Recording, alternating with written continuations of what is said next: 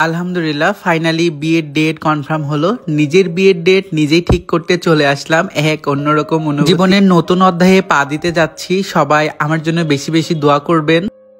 আসসালামু আলাইকুম, সবাই কেমন আছেন? ফাইনালি আমার বিয়ের ডেটটা কনফার্ম হয়ে গেল আলহামদুলিল্লাহ। আর বিয়ের ডেট ফাইনাল করার জন্য একদম সকাল সকাল রাজশাহী থেকে চলে আসছে বিথি আপু আর রাত ভাইয়া। এই দুইটা মানুষ আমার লাইফের অনেক বেশি স্পেশাল মানুষ। তাও আমার একটা স্পেশাল মোমেন্টে এই মানুষগুলো উপস্থিত থাকবে না, এটা তো হতেই পারে না। তাদের লাইফের ভালো সময়গুলোতে আমি যদি থাকতে পারি তাহলে আমার লাইফের ভালো সময় বা স্মরণীয় মুহূর্তগুলোতে কেন তারা থাকবে না? সামনে তো ঈদের আগেই মনে হচ্ছে ঈদ লেগে গেছে। এই মানুষগুলো আসছে এন্ড বিয়ের ডেটও ফাইনাল হতে যাচ্ছে। এদিকে আমার বাড়ির কাজও শুরু হয়ে গেছে, মানে বাড়ির কাজ অনেক দিন যাবত হচ্ছে, এগুলো এখনো কমপ্লিট হয়নি। আমার আম্মু তো আপুর জন্য একটা রুমই বরাদ্দ করে দিল। যাই হোক, আমরা সবাই সুন্দর করে রেডি হয়ে এখন বাড়ি থেকে বের হয়ে আসছি। সোজা চলে যাব মেয়ের বাড়ি। মেয়ের বাড়িতে যাওয়ার আগে আমার বড় বোনের বাসায় উঠি এন্ড তার বাসা থেকে আমরা হালকা পাতলা নাস্তা করে নিই। এরপরে আমরা সবাই মিলে একসাথে মেয়ের বাড়িতে যাব এন্ড এর মধ্যে আমরা সব কথা বলে কনফার্ম করে নিই এন্ড বিয়ের ডেটটাও ফাইনাল হয়ে যায়। বিয়ের ডেট কনফার্ম হওয়ার পরেই তো বড় বোন আমাকে মিষ্টি খাওয়াচ্ছিল। আমার তো হেভি লেভেলের লজ্জা লাগতেছিল, সবার সামনে আমাকে মিষ্টি খাওয়াচ্ছিল। এমন হচ্ছে এক অন্যরকম অনুভূতি।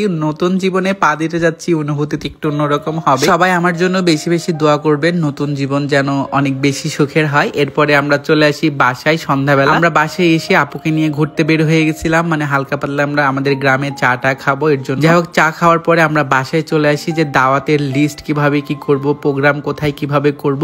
মাথাতে মনে হচ্ছে সব প্রেশার একাই পড়ে গেছে। যাই হোক, সবকিছু লিস্ট করে অনেক রাত হয়ে গেছে। আজকের মতো আপু আর ভাইয়া বাসায় চলে যাবে, এর জন্য তাদেরকে বিদায় দেওয়ার জন্য আমরা বাসা থেকে চলে আসি। এখন ভাইয়ারা রাজশাহী চলে যাবে আর আস্তে আস্তে আমরা সবকিছু কনফার্ম করব, মানে কবে কোন প্রোগ্রাম করব, কোথায় কি প্রোগ্রাম করব এন্ড কিভাবে প্রোগ্রামগুলো করব, সবগুলো আপনাদের সাথে আস্তে আস্তে শেয়ার করব আর কি। যাই হোক, আজকে মনে হচ্ছে আমি অনেক বেশি বড় হয়ে গেছি। সেই তো কয়েকদিন আগে হলাম primary school, high school, college and varsity, সব লাইফগুলোই শেষ হয়ে গেল আস্তে আস্তে। আপুদেরকে গাড়িতে উঠাই দিয়ে আমরা চলে আসি আমাদের এলাকাতে। আর আমাদের এলাকাতে আজকে মাহফিল হচ্ছিল, মানে জালসাগুলো। তাই এখান থেকে কিছু ভাজা পোড়া খাওয়ার জন্য আমি, আমার বন্ধু হিমু, শ্রাবণ, আশিক সবাই দাঁড়ায় যাই। এরকম রাস্তার পাশের ভাজা পোড়াগুলা বেশ ভালো লাগে। এরপরে পরের দিন সকালবেলা ঘুম থেকে উঠে সোজা আমিও রাজশাহীতে চলে আসি আর আজকে আমরা বিয়ের কার্ডও ছাপাই দিই। এই ভিডিওটা মূলত 3-4 দিনের ভিডিও অ্যাডজাস্ট করে একসাথে দিচ্ছি, কারণ হলো ব্যস্ততার কারণে ওরকম ভাবে ভিডিও নিতে পারি না। বিয়ের কার্ড কনফার্ম করতে আমি, মুস্কান আপু এন্ড বিথি আপু 3 জন চলে আসছিলাম এন্ড সিলেক্ট করতেছিলাম কোন কার্ডগুলো। আচ্ছা, আপনি কমেন্ট করেন তো কোন কার্ডগুলো আমরা আসলে কনফার্ম করেছি, দেখি আপনাদের কথার সাথে মিলে কিনা।